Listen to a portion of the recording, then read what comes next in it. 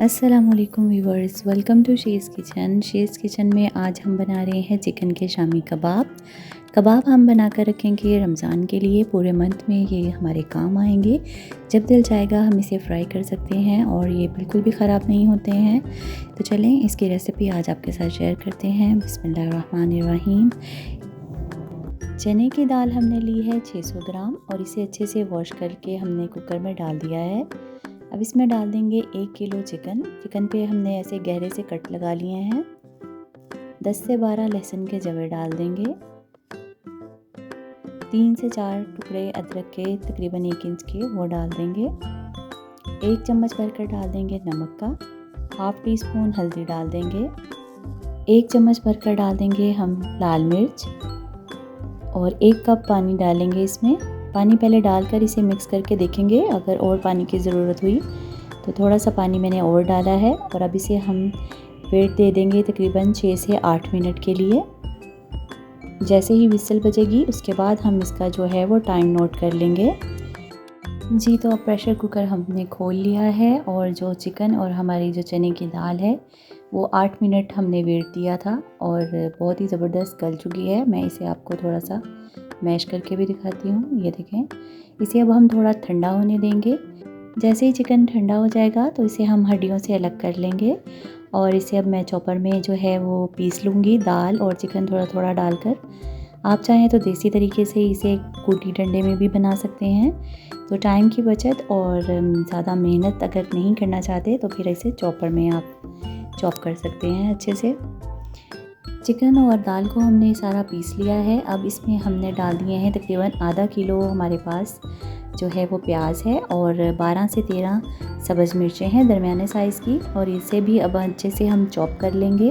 प्याज जो है वो शामियों में बहुत ही मज़े का लगता है, इसलिए हमने इसे चॉप करके डालना है। प्याज और हरी मिर्चों को भी हम दाल का जो मिक्सचर था उसमें ऐड कर देंगे। अच्छे से इसे क्लीन कर लेते हैं। अब इसमें शामिल कर देंगे 1 टेबलस्पून भरकर कुटी हुई लाल मिर्च और 1 टेबलस्पून डाल देंगे सूखा धनिया पाउडर। हाफ़ टी स्पून डाल देंगे गरम मसाला पाउडर।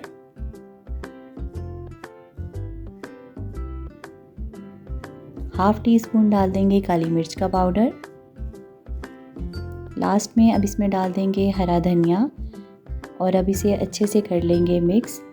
ये मसाले लास्ट में ऐड करने से बहुत ही अच्छी सी खुशबू जो है वो कबाब में हो गई है शामिल, और इसका कलर भी चेंज नहीं होता। अगर पकाते हुए हम गरम मसाला और काली मिर्च ऐड कर दें तो कबाब जो हैं वो बहुत काले काले से बनते हैं। इस तरह से बहुत ही फ्रेश कलर रहता है। तो इसको अब अच्छे से हम मिक्स करने के बाद एक बाउल में शिफ्ट कर देंगे और 1 घंटे के लिए इसे रख देंगे फ्रिज में। इससे दाल जो है वो बहुत अच्छी से सेट हो जाती है। जी तो अब हमने मिक्सचर को निकाल लिया है फ्रिज से और मैं शामी कबाब बनाने के लिए यूज़ कर रही हूँ एक सांचा, जो बहुत ही आसानी से हमें मार्केट से मिल जाता है। आप चाहें तो हैंड की मदद से भी बहुत ही आसानी से बना सकते हैं। तो देखें कितने ज़बरदस्त से हमारे कबाब हो गए हैं रेडी। तो कबाब तो बहुत ही ज़बरदस्त हमारे हो गए हैं रेडी। अब मैं इसे थोड़े से फ्राई करके भी आपको दिखाती हूँ। तो सबसे पहले अंडे को हमने फेंट लेना है। 2 से 3 अंडे लिए हैं मैंने और उन्हें अच्छे से फेंट लिया है।